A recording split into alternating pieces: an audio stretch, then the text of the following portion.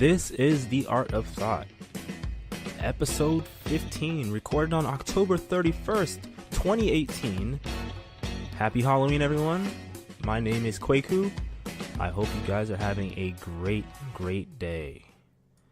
Now, in this episode of The Art of Thought, I'm going to be covering something different.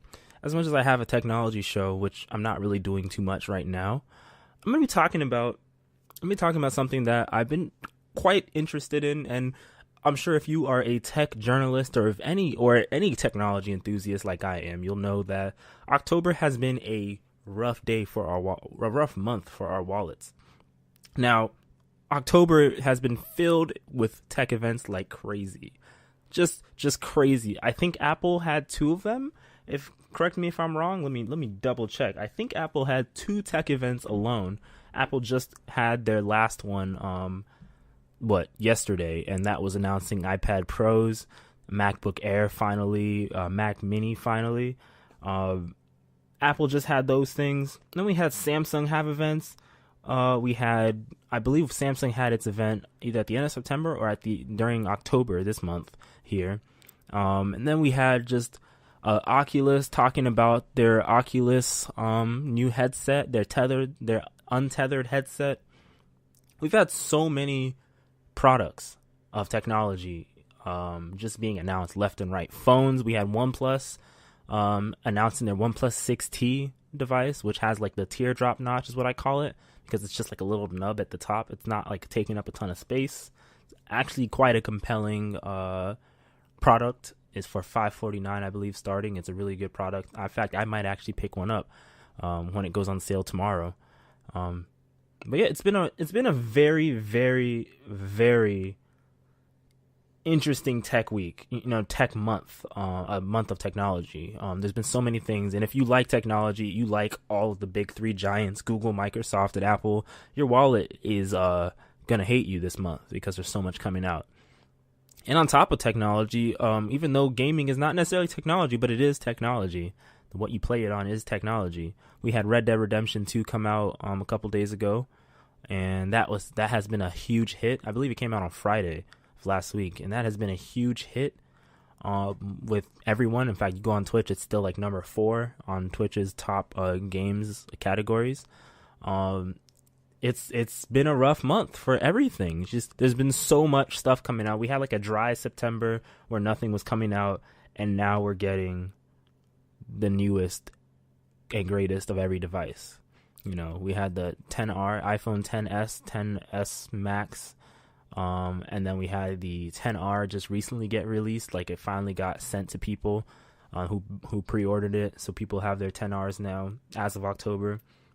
10s has obviously already been out since September. We had the Google Pixel event. I'm not sure when that date was, but we had that event in this past September, October. We had with all their Google Pixel 3 and Pixel 3 XL, their Google Home Hub Pixel Slate, which is back ordered right now on Google's store. We have Apple's event, which is what I'm going to cover first. We had Apple's event that they announced 3 devices that were refreshed. And so let me just jump into it. First things first, I will jump into one of the ones that a lot of people wanted to see first. They wanted a refresh MacBook Air, and they finally delivered. There's been some gripe about this device still, as usual, because it's technology and it's Apple.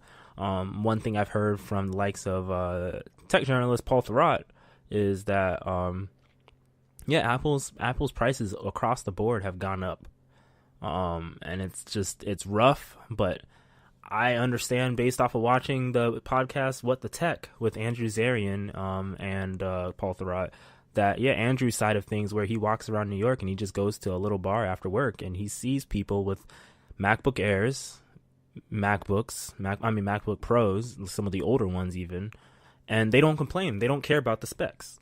Now, what I'm saying about this is because the new MacBook Air, which I wish I could show you guys this, but I can't because this is audio only. The new MacBook Air, it comes in a 13-inch variant only. Does not have an 11-inch variant, which is one thing that I just noticed. Yeah, it doesn't have a smaller version. It's only 13 inches. It's got Touch ID, so it's got a little nub on the keyboard on the top right that as a Touch ID sensor with their T2 chip, I believe is what it's called, security chip. It's got the base model is Touch ID. They both have Touch ID. It comes in 3 variants. It comes in space gray, gold, and silver, which is basically all the colors that iPhones pretty much have. And all their devices pretty much have these colors now.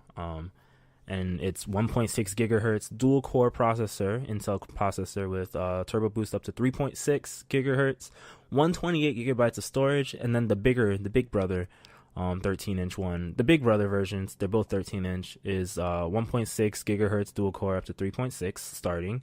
And it actually, you know, it looks like they upgraded this thing. It looks like a different price now. That's very interesting. Boost up to 3.6 gigahertz, 256 gigabytes of storage. So the difference between the two is, so far when you're about to select it, is that they now have Retina displays, so they're now the same on par displays as their MacBooks, MacBook Pros, and regular MacBooks. They're all about similar now. The resolution of 256 by 1600, so 2560 by 1600, which is pretty nice. It is Intel UHD graphics, 617 on both of them. The storage difference is that they're both SSD flash storage, so they're both one of them is 128 and the other one can be starting off 256. Force touch trackpad, finally, like I said, Touch ID, and 2 Thunderbolt 3 ports. So basically with those 2 Thunderbolt 3 ports, unfortunately there's not one on each side for you lefties and righties. It's just both on the left side, which is odd for lefties in case they want cables out of their way, charging cable specifically. But let me click on this starting configuration here, and it says here that it is a it says a dual core 8th generation i5 with boost up to 3.6. Comes with 8 gigabytes of RAM, which is nice, and it goes all the way up to 1.5 terabytes SSD for $1,200 extra from the base model. So if I click on that, 1.5 terabytes, and you can get 16 gigabytes of RAM, which goes up $180 from the 8 gigabyte. And then total your price will be $25 on the education, at least. I'm looking at the education one. In fact, I should probably not do that. Your total price will be quite expensive. It'll be about $2,600 for the total one. Let me see right here. Go back into the regular one. I could have sworn the other day that it said it was an i3 processor, and now it says it's an i5, so I'm not sure what's going on there. But people are saying that these processors, because it's a 1.6 dual core, these are Intel's Y series processors, which are way less powerful than Intel's traditional, I think, U series processors. I believe that's what the series processors are. Yeah, it is $2,600 for the maxed out MacBook Air base model. And you can the base model cannot go to an i7. If you want an i7 in your MacBook Air, which I don't know why you would when you could just get a MacBook Pro, starts off at $1,400, and then you can get a 16 gigabyte. Actually, you know, they're both i5s. You can't get any higher than an i5 on them. So you can get 16 gigabytes, 1.5 terabyte, same price. So yeah, actually, you know what? You can configure on any configurator. When you configure it, you'll still get the same price, $2,600. And that is the MacBook Air. It just got re-released, got announced and released. Let me see something. And you can get 3 colors on it: space gray, gold, and black. So, which is really nice. And let me see. Yeah, and ironically too, yeah. So they're gonna be the same price no matter what configurator you choose. They're still gonna be roughly the same price. So that was pretty much the MacBook Air in a nutshell. They did also release the Mac Mini. The Mac Mini also, finally, the computer that I've been looking for is the Mac Mini, because it's nice and small. I can fit it underneath a monitor. I can tuck it away in a corner, and no one needs to see it. It's got 4 Thunderbolt 3 ports. They all shipped November 7th. It's got 4 Thunderbolt 3 ports, which is really nice. So you can get an external GPU and just plug it in and get much more power out of your computer. The base model is a 3.6 gigahertz quad-core processor. It's an i3. That's the i3 I was talking about. 8 gigabytes of RAM, and Intel UHD 630. 128 gigabytes of storage, and that starts at $800. So that's probably that's going to be the starting line for most people. I actually do not recommend having an i3 in your computer, I recommend at least getting an i5. I don't know how good the more recent i3s are, but I'd recommend at least getting an i5 just for future proofing, because you got to realize that when you're buying these computers, you cannot upgrade them. As far as we know, you cannot upgrade them. So you buy what you're going to use forever at this point, unless you're going to trade it in or sell it. So the higher end model starts at basically $1,100 US, and it is 3 gigahertz, 6 core, and it is turbo boost up to 4.1 gigahertz, 256 gigabytes of storage. It is an i5. It's not a Y series processor, so that's much better.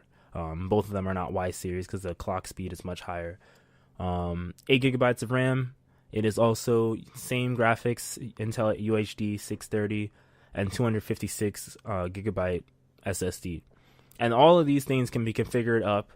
The max price of the Mac Mini, going up to an i7 3.2 6 core, 64 gigabytes of RAM, 2 terabyte SSD, 10 gigabit Ethernet connection.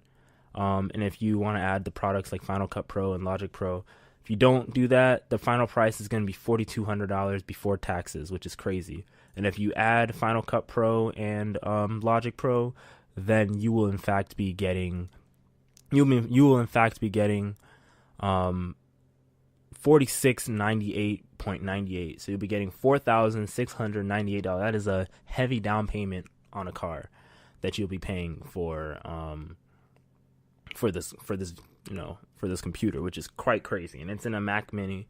It's got 4 Thunderbolt 3 ports in the back. Let me actually see the back of it. 4 Thunderbolt 3 ports. You have your power, Ethernet, Thunderbolt 3 USB-C, HDMI 2.0. You got a headphone jack in the back, 3.5 millimeter headphone jack, and 2 USB 3 ports, which is really nice, 3.1 Gen 2 ports. So you have a lot of speed, and you got Wi-Fi and Bluetooth and everything built in. You got a lot of speed and power in this if you want to use this as your Mac Pro. I don't know how the thermals will be on the inside of this device, though, when you start speccing it up to the top, but that's just how it's going to be. And then, finally, the one that I've actually been looking at, too, because of Face ID and a bunch of other features, the iPad Pro finally got refreshed. I'm sitting here with the iPad Pro 12.9 Gen 2 that has Apple Pencil and all that stuff like that. And they released a new Apple Pencil, and they released an iPad Pro that kind of looks like the iPhone, what is it called? The iPhone 5 series of devices, 4 and 5 series. It looks kind of like that. It's got that shape on it. It's a slab with metal around it and glass on both sides, compared to this one where it was glass on one side and metal all around it. So if you click on it, the iPad Pro actually gets really expensive. The max configuration, the iPad Pro, the 12.9 inch one, it goes up to $2,000. That's even before you buy a case and you buy a pencil. So after you buy a pencil and case, you're gonna get like $2,300 that you've paid for an iPad Pro, which is a lot. And the prices went up to the 11-inch one is no longer $650. It is now $799, so $800, which is actually the price that the 12.9 one base model started off at last generation. And then it's got 12.9 inch display. That one is the one I have, similar, is $1,000 starting. So they're using that as the entry level into Apple's Ecoverse. Now you can spec both of these out up to, you can choose a space gray or silver. Say if I click on space gray, you can spec them up 1 terabyte of storage. I don't know why you need that much storage on an iPad, because I've hardly even dented my 256 gigabytes of storage. You can choose Wi-Fi or cellular. Choosing that 1 terabyte space gray 12.9 iPad Pro with Wi-Fi and cellular pushes it up to $1,900, which is quite a lot of money. And then that's before you even add Apple Care if you want that. And they will only give you $375 for an iPad that you trade in. My iPad Pro that just came out like 2 years ago or last year will only get about $400 from Apple. So it's rough, and it ships in 2 to 3 weeks is what it says on their website. So they also came out with Apple Pencil Gen 2 as well. And Apple Pencil Gen 2 allows touch gestures in a way, so you can double tap on certain apps to do certain things. I think they gave an example in Photoshop where you can double tap to zoom in and out. And some other things you can double tap to do things. I bet you can even take a picture with it. They changed the port finally. they changed it to USB-C. So it is USB-C now. They give you a charging cable and an 18-watt USB-C adapter. So it's no longer Lightning. They're slowly shifting away from Lightning. I believe that the next year iPhones will also go away from Lightning and they'll be USB-C.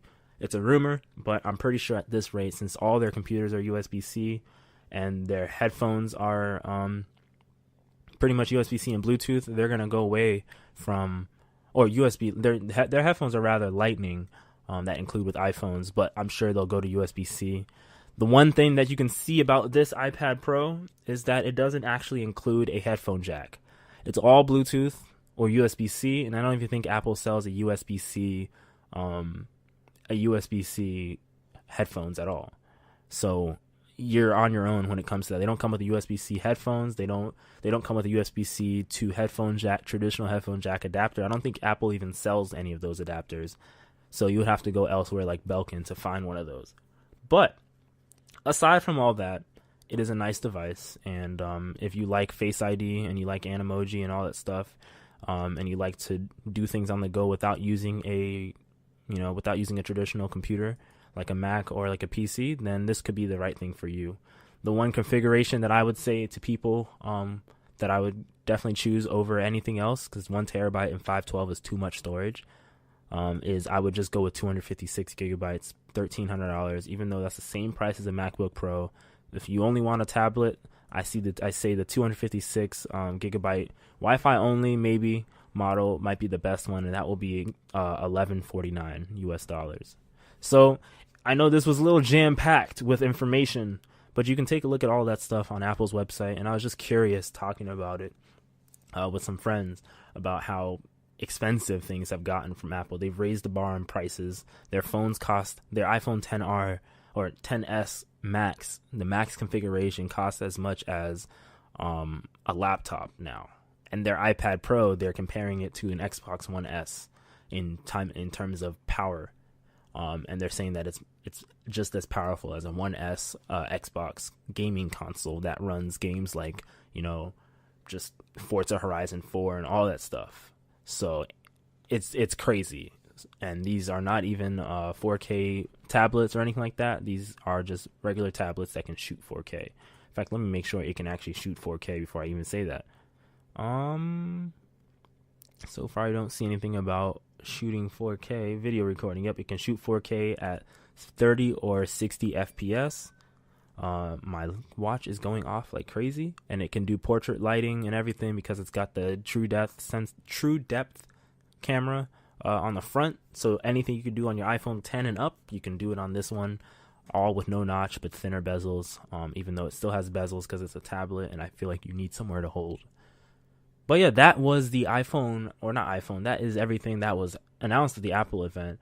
Now I'm going to move up to OnePlus. Okay, so OnePlus, the company OnePlus that we all love, they had an event on October 29th, and it was announced their OnePlus 6T.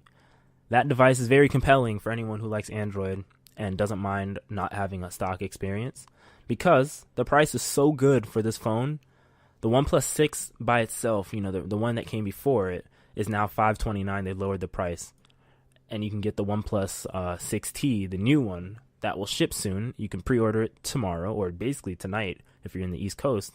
You can pre-order on the East Coast 9 a.m. November 1st. The OnePlus 6T, I might actually do that.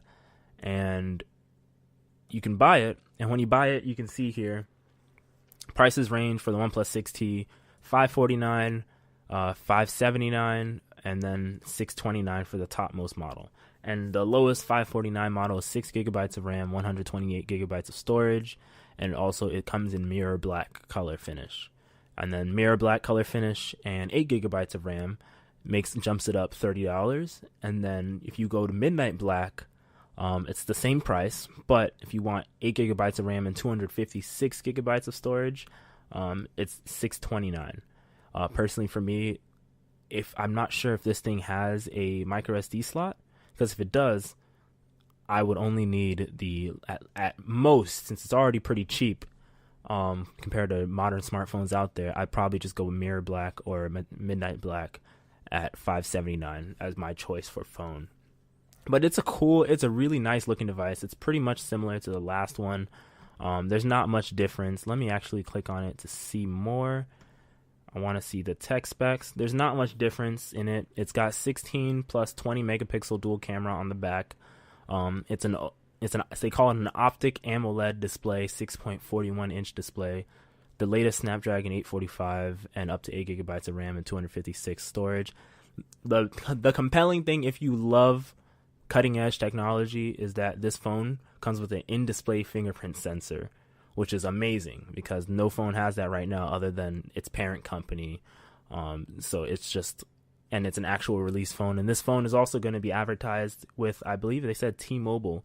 They're teaming up with T-Mobile to get it out there more compared to their previous one. So they're going to get a lot of exposure on this one. Hopefully that makes the next one have even more research and development put into it. It's got face unlock. I don't know how secure. In-display fingerprint sensor as your unlock options. And obviously they're also going to have like the gestures for Android. It's a 19.5 by 9 aspect ratio, so you can kind of go close. It's a little taller screen than the Samsung Galaxy S8 or S9. Because that one I think is 18.5 by 9. Yeah, it's got a lot of cool features. NFC, the one thing it doesn't have in it though is I thought so. Siri, I did not ask you a question. The one thing that it doesn't have that a lot of people think that is not good is that it doesn't have the IP ratings for water resistance in it. So it's not really good for water. But the thing is, if you just keep your phone in your pocket, chances are you'll be fine. It's got Bluetooth 5. It also does not have wireless charging built into it, which is kind of rough. I'm surprised. But I can get away with it because personally for me, I don't actually use wireless charging anyway. I had wireless charging devices and I don't use it. In the box, you get a 6T, OnePlus 6T, the phone. You get a screen protector that is pre-applied because it works. The pre-applied one works better for the fingerprint sensor that's built in the display. They say that if you use some third-party screen protector, that it can mess up the fingerprint recognition. I'm not even saying it right. You get a case, a cheap case, probably like a flimsy case. You get a fast charge Type-C cable and power charger, power adapter. You get a welcome letter, obviously the SIM tray ejector, Type-C to 3.5 millimeter headphone jack adapter. So since you just heard me talk about the iPad Pro, if you have this device and an iPad Pro, you'll probably be able to use the same adapter, hopefully, on both ones. So that would be really nice because it does not have a headphone jack compared to their OnePlus 6. So I think pretty much it's about the same as the OnePlus 6 as far as I know. And so if you want a headphone jack and you don't care about having a teardrop notch and you don't mind the regular notch, then just get the OnePlus 6. It's cheaper. It's $529. And it goes up to, let me see. Yeah, it goes up to $629 as well, the OnePlus 6.